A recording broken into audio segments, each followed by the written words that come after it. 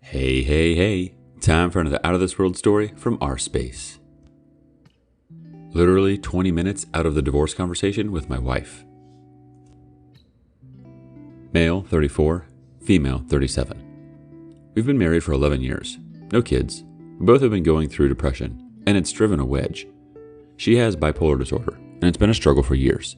She has also been battling alcoholism for the second half of our marriage.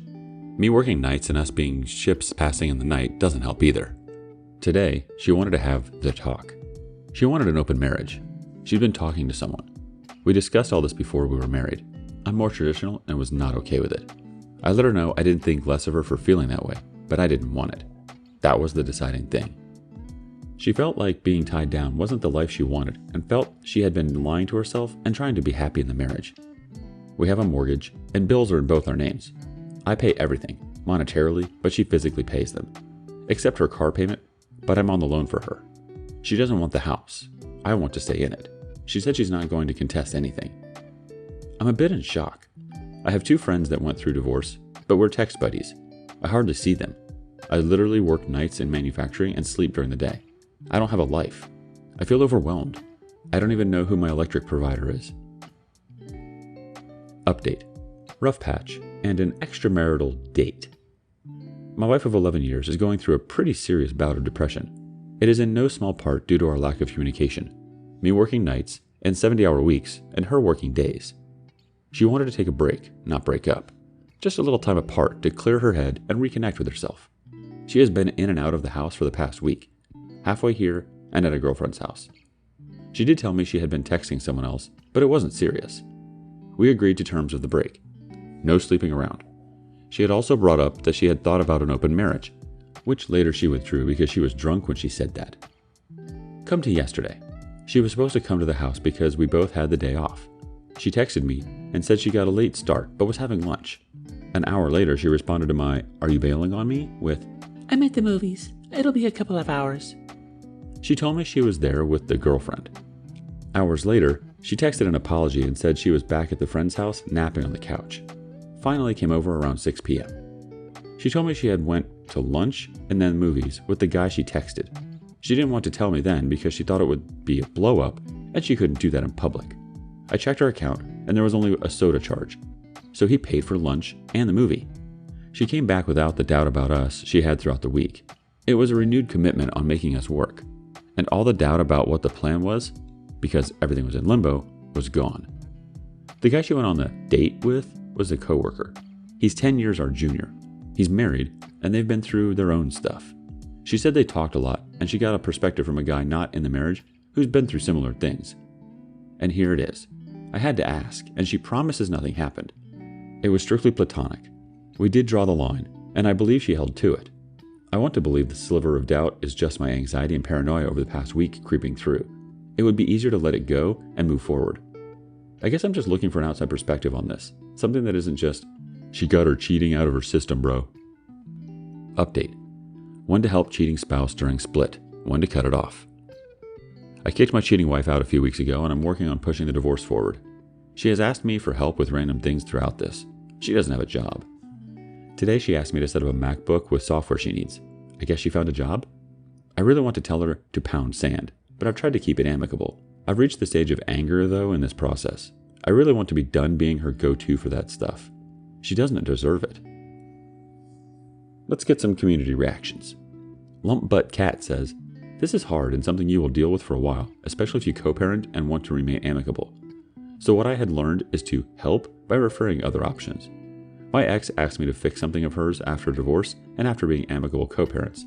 I said in a nice way, call blank. He's very capable, responsive, and reasonably priced.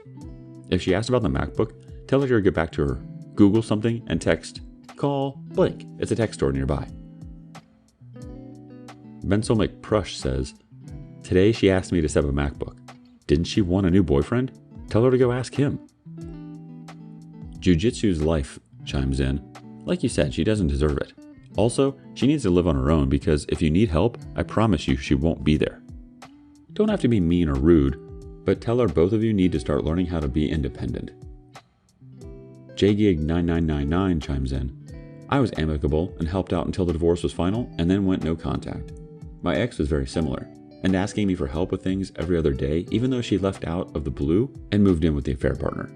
The one time I got mad about something and told her to ask her new boyfriend for something, she threatened to take me to the cleaners and divorce court. So, had to go back to being Mr. Helpful.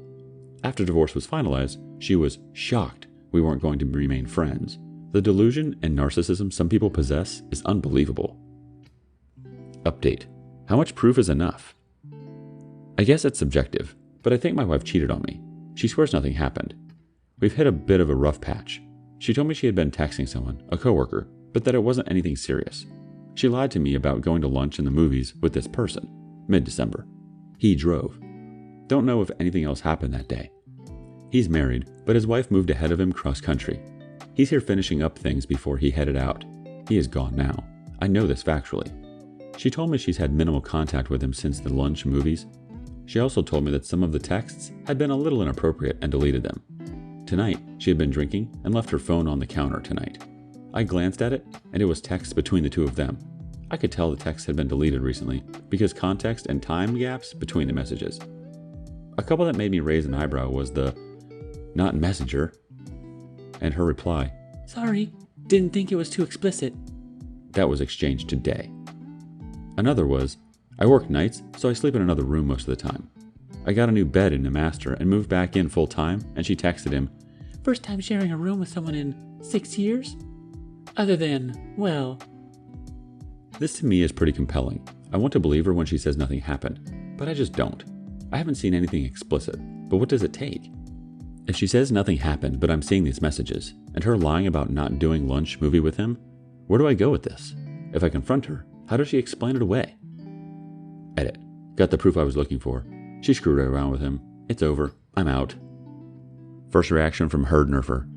She lied to me about going to lunch and the movies with this person. This alone would be enough for me. I have no issues with my significant other having friends of the opposite sex, but when they start going on literal dates with them and not telling you, that crosses a line in my opinion.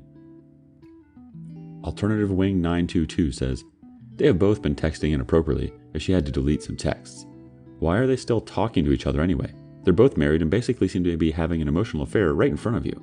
Tell her she needs to cut this guy out and stop texting him. Quahog 1945 says, if she was alone with him and his wife was gone, you can rest assured that they have stooped. You already know that she has no problem lying to you, and she's been deleting selected texts.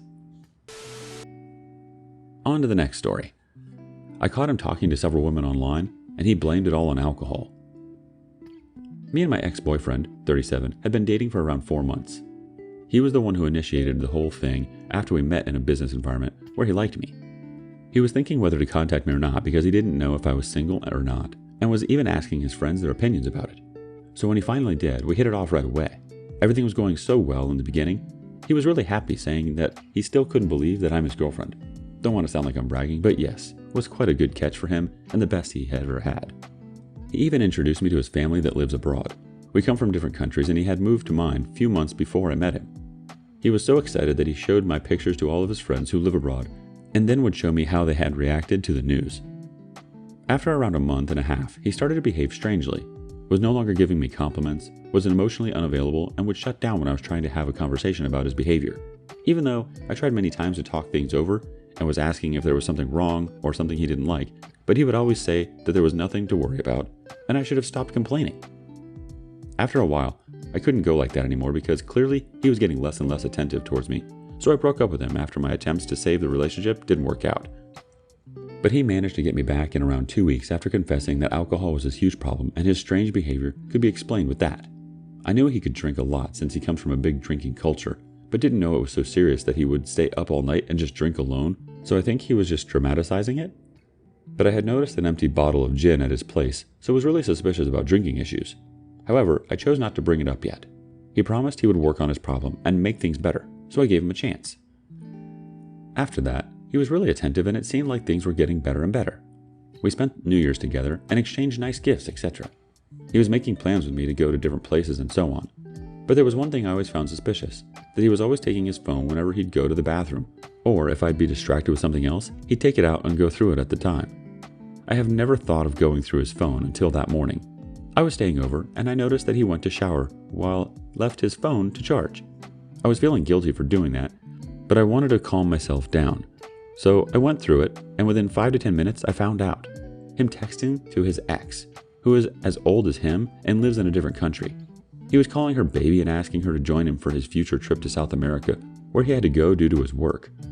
It seemed like they hadn't been in touch for a long time since he was asking her how was life and all personal questions. Then I also saw some random girl he barely knows and has never seen and doesn't even follow her on Instagram. This conversation was on Instagram. She was telling him she would like to meet up at a ski resort where he was going a few weeks after. I couldn't join since I had to work, so he was going alone or with his friend. And he had agreed to see her. And one more, he was replying to some girl's almost naked story picture and saying that she was sexy. I was literally shaking from shock, and when I confronted him, he repeatedly kept blaming it all on alcohol, and that second girl had texted him herself, like he couldn't have just blocked her if he didn't want her to text. I didn't let him fool me and just left. He kept texting me that day, giving silly excuses and again saying that he was drunk, and there was no way he would be meeting with any of those women or cheat on me, like he hadn't already cheated. But I told him it's all over and that he can't be trusted, so I stopped and he hasn't texted since. I think he had always been texting either random women or the ones from his past, but this was the first time I caught him since I snooped. I feel devastated. Can't believe how he could disrespect me after having so many good moments, and we had discussed cheating and texting other people before, and he knew my opinion about it.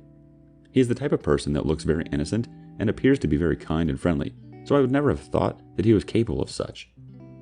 By the way, I missed one major red flag.